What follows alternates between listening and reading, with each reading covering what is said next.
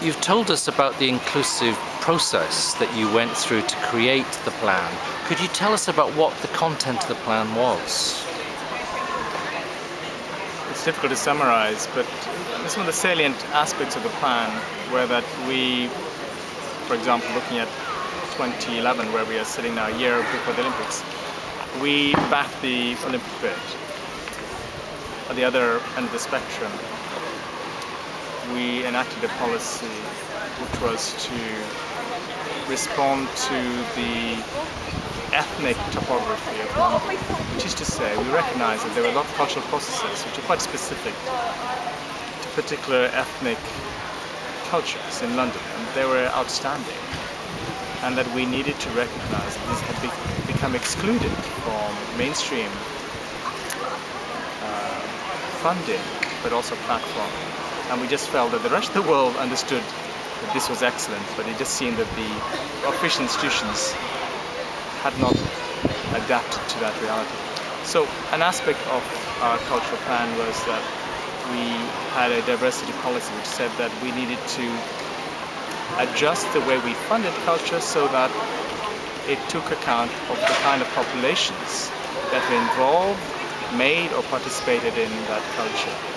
In other words, we needed to fund culture which happened in particular areas, such as Notting Hill, such as Tower Hamlets, such as Stratford, such as Deptford. We needed to take account of the culture which arose from specific disciplines from within certain ethnic cultures, let us say South Asian dance or black music, whatever that means. We also understood that we needed to invest in institutions which pretty well explicitly put the case for there being artistic excellence in particular ethnic enclaves.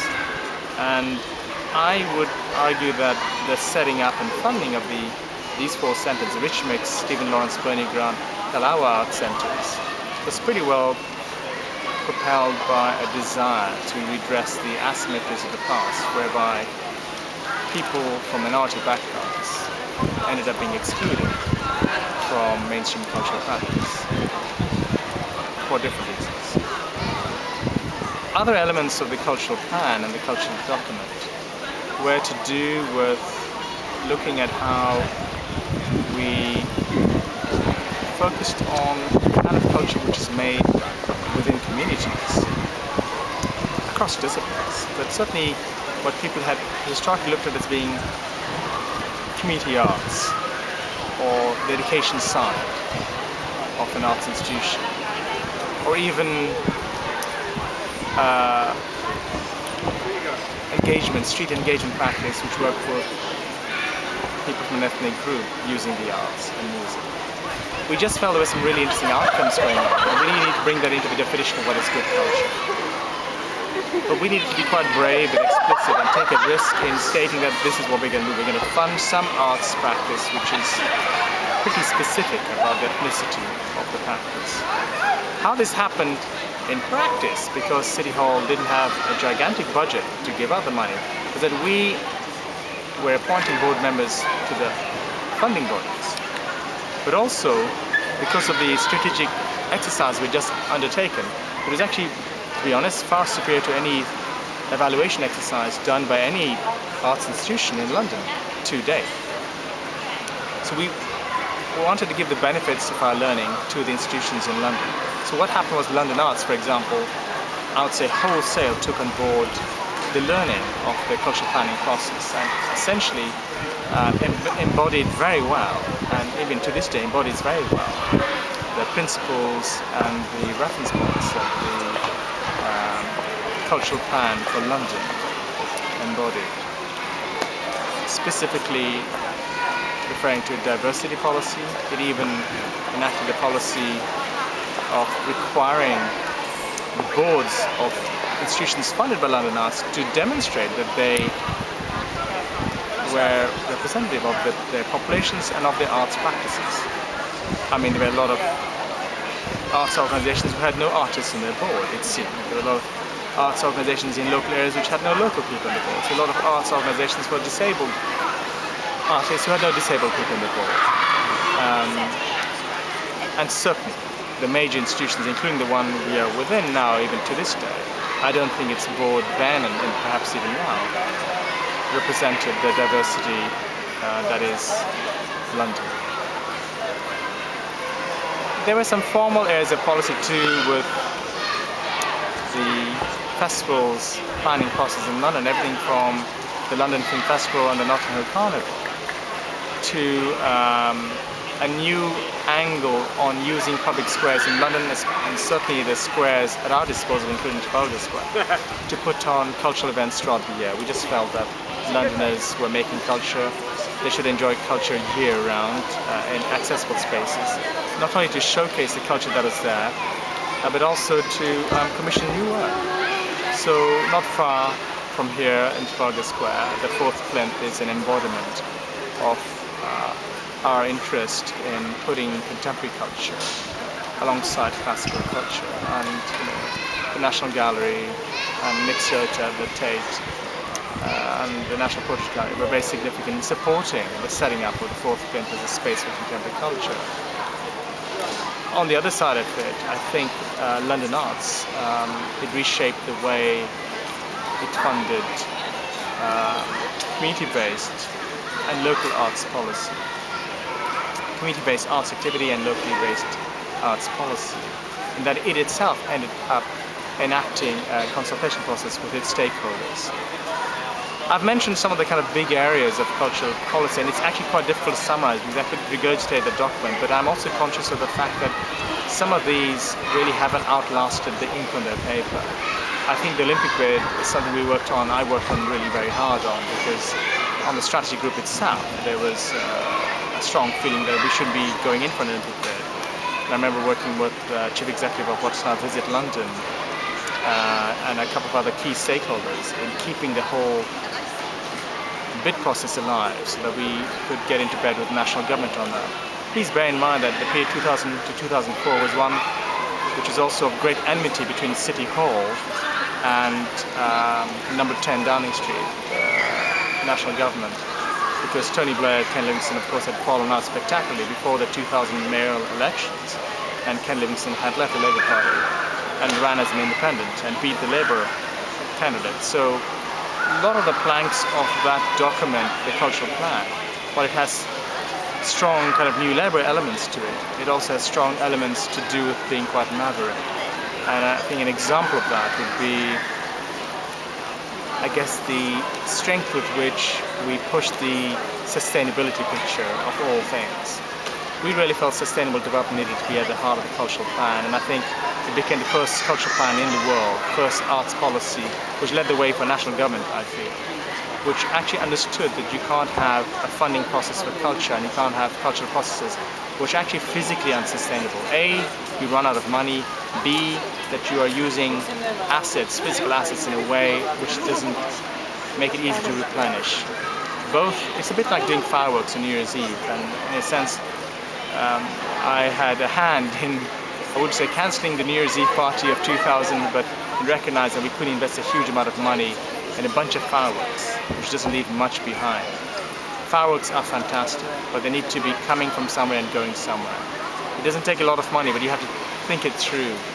And I think that in the period 2000 to 2004, we saw the Queen's Jubilee celebrated, and it had nothing to do with City Hall, but I'd say that a lot of the people who worked on that really demonstrated that if you put sustainability and diversity and accountability at the heart of a cultural event, it's really quite amazing. And that Jubilee celebration, I felt, was quite amazing to watch live.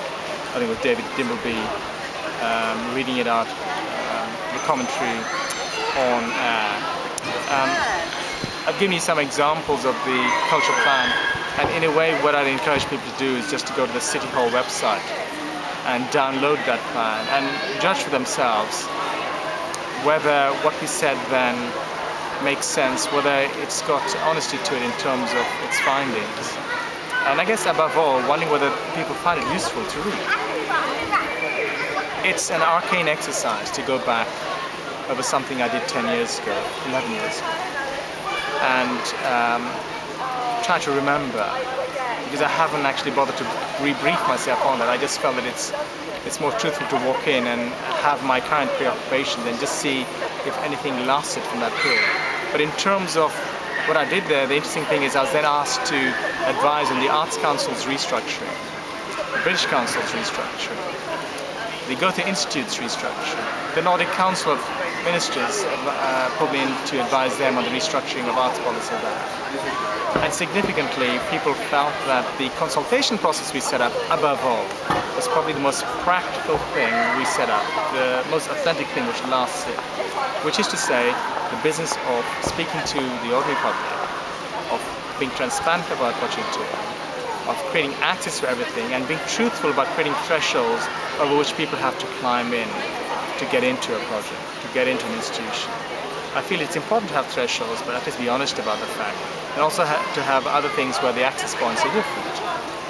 And I think it's probably the most important thing, in my view, we did, which is to create a cultural plan which you won't have heard about, but which really got a cartel of London institutions and the public together, which is happening to this day, who meet regularly to discuss how to coordinate best learning, how to swap their knowledge of economic planning, how to pool their commitment to sustainability.